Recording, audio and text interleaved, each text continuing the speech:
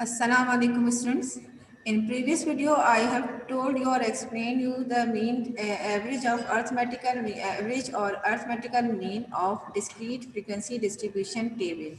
Now in this session, I am going to explain you the arithmetical mean of the group data or continuous group data.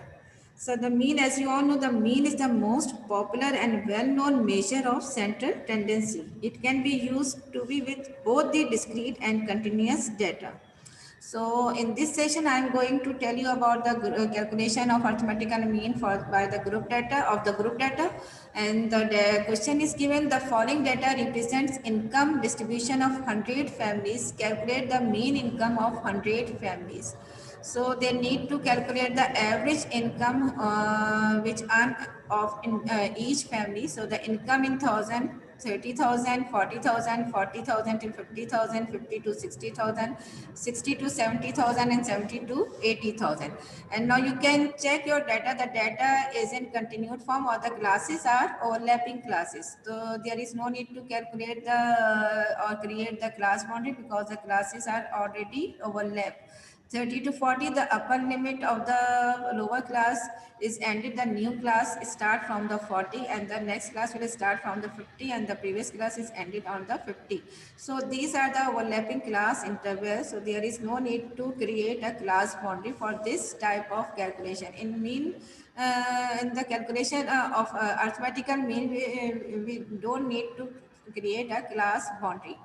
So the x equals to 30 to 40 and the number of families denoted by the frequency. So these are the frequencies f 8, 12, 25, 22 number of family is the frequency.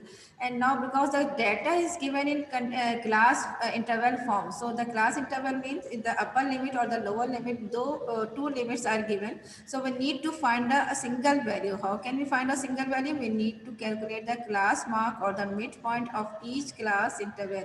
And as you all know, how can we calculate the midpoint of the data? 30 plus 40 divided by 2. So 30 plus 40 divided by 2, it becomes 35. So the class mark or the midpoint of the data is same. So we have calculated the midpoint of each class interval. The midpoint of 40 to 50 is 45. The mid value of 50 to 60 is 55. The class mark are given 60 to 70 is 65. The mid value of the 70 to 80 is 75 or 80 to 90 is 85. 90 to 100 is 95. So these are the class mark. Why we are calculated these values? Because we need to find a single value of the data. So the third column we need to draw here is the column is fx multiplied by the product of fx. So we need to draw.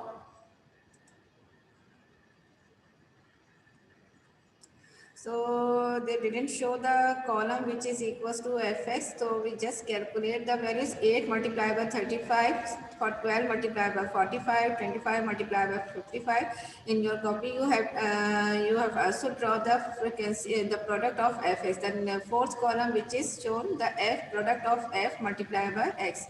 So product of f multiplied by x equals to 12 multiplied by 45, 25 multiplied by 55, 22 multiplied by 65, 16 multiplied by 75, 11 multiplied by 85, 6 multiplied by 95.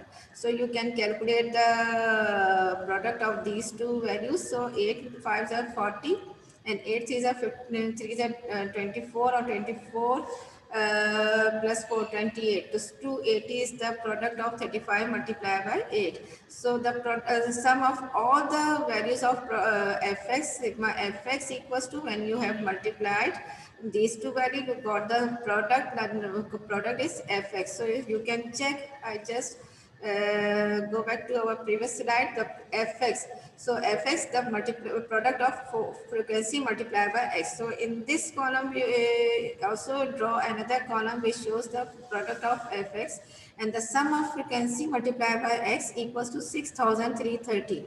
So the product of fx equals to 6,330, and the total number of frequency, when we add up these two and these all values, 6, 8 plus 12 plus 25, so add sum of all these values equals to 100. So sigma f or n, both the symbols can be used for sum of all the frequencies, and the arithmetical mean for the group data sigma fx upon n. So 6330 multiplied divided by 100 is equals to 63.30. So the arithmetical mean of the group data is 63.30. And now I will show a video for you, which shows that the last column, which is equals to product of fx. So it will be more clear for you.